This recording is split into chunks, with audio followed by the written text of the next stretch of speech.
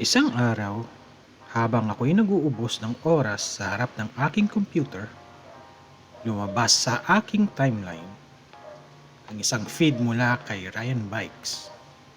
Ryan Bikes, beke naman. Pumukaw sa aking kaisipan ang isang tipo ng bisikleta, ang cross bike. Ito ay isa sa aking balak na dating bilhin bilang alternatibong bisikleta maliban sa aking road bike.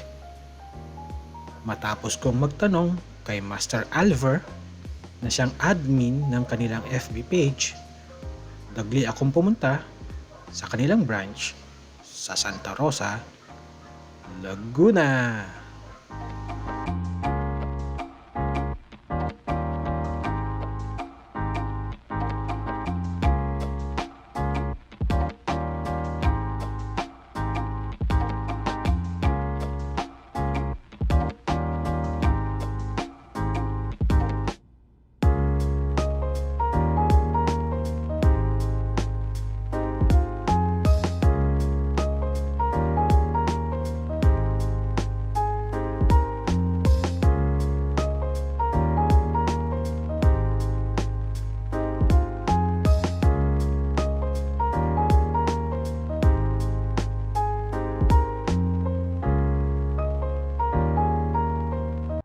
Natin mag-practice ba?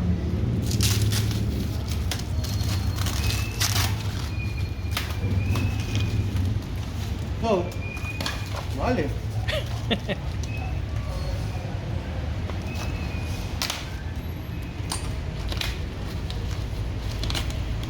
Ngayon lang kasi ako nagsagot ulit sa Facebook. Hindi ako madalas. Day off kasi nung nagsasagot. Pero babanggitin niya rin yung sinasabi ko niya. Yung kanya-kanya kami.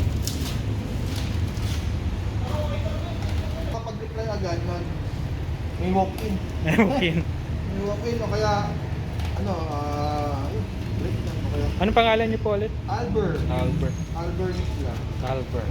Parehas din talaga. Ganyan, maraming balot. Hybrid, hindi ka lang kung ano katag. Ryan Bikes. Ryan Bikes.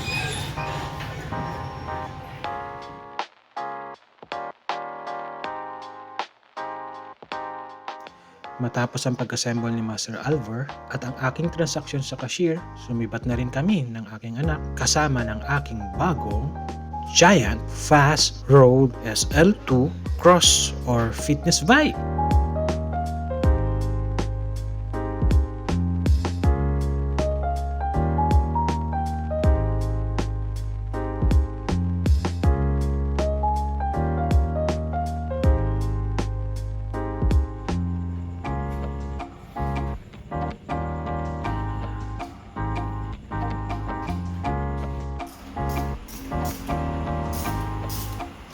At pag-uwi sa bahay, nag-bike fitting, konting adjustment, at nag-personalize ng setup ng bisikleta para sa kinabukasan, mai-test ride.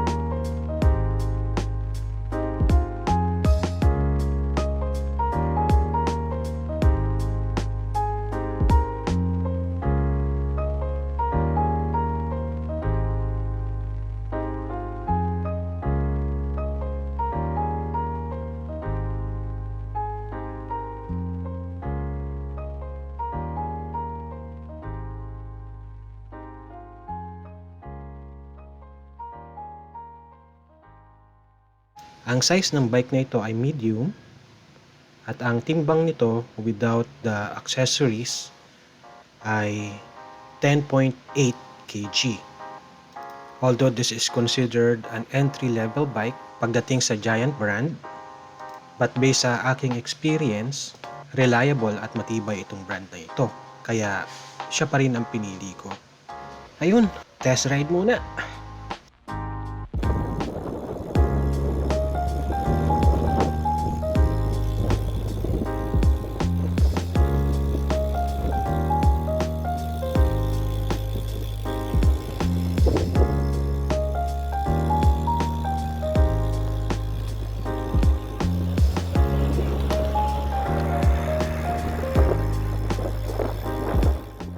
Ayun, nasabi ko na ang mga dapat kong sabihin. Ipakita ko na rin ang mga dapat kong ipakita. This is where I will end this vlog.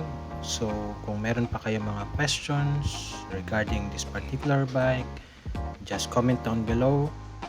And don't forget to comment, like, and subscribe. Hanggang sa muli. God bless. Ride safe. Bye!